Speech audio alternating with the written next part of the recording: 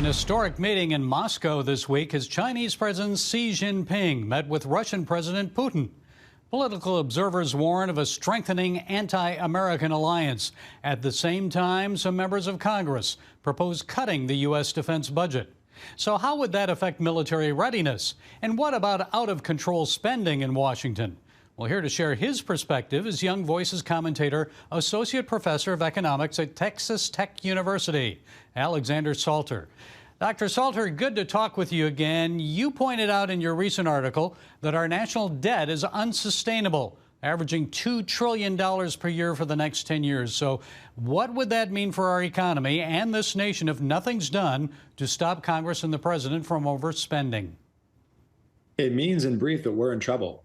We've never sustained deficits and debt levels like this before, except perhaps in World War II. If you look at deficits, how much in excess we're spending over revenue each year, those were slightly higher during World War II than they are today. But when you look at the gross level of public debt, the actual debt held by the public, that's larger today as a percentage of the economy than it was during the Second World War. It was about 112% of GDP in 1945. It's more than 120% today. Some members of Congress are proposing reductions in the defense budget.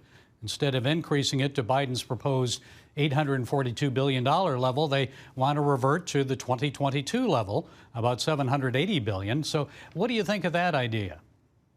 I think given the current geopolitical circumstances, we'd better think long and hard before we actually propose cutting the defense budget. Everybody talks about trimming waste. Everybody understands that there's probably fat that we can get rid of somewhere. The problem is that waste is not a line item. It's not obvious what we cut. And what ends up getting cut is inevitably going to be the result of the political process. Let's put some things into perspective. All discretionary spending, which includes defense spending, is going to be about 6% of GDP this year. Entitlement spending, Medicare, Medicaid, Social Security, that's going to be in excess of 15% of GDP this year. That's almost 3 times as big. When we look for the money that has to be cut somewhere in terms of basic fiscal unsustainability, it's got to come from the entitlement programs, which as of right now have a negative $100 trillion liability in terms of the present discounted value of all the money that we know we're going to have to pay. These programs are not going to sustain themselves. As a matter of statute law, there's going to be sudden and painful cuts to Social Security in under 10 years when the trust fund runs out.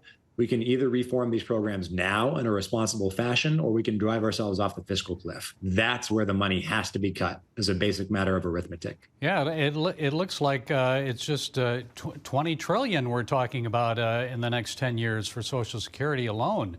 Not to mention Medicare and other programs. So overall, President Biden's proposed a fiscal year 2024 budget of nearly $7 trillion. He says we'll pay for it by increasing payroll taxes on Americans earning more than $400,000. So does his math add up? What do you think?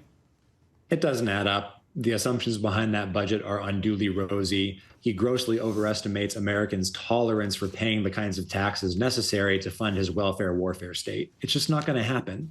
The United States government does not have a taxing problem. Right now, tax revenues as a percentage of GDP are about as high as they've ever been. Over the last 30 or 40 years, they've fluctuated between 14% and 19%. As I said in my recent article, we need to be prudent about this. 20% of GDP is a hard ceiling in terms of the revenues as a percentage of GDP that we can expect from taxes. We're just not going to squeeze any more out of the economy than that, which means that in order to get our spending and debt problems under control, we have to come from the other side of the ledger.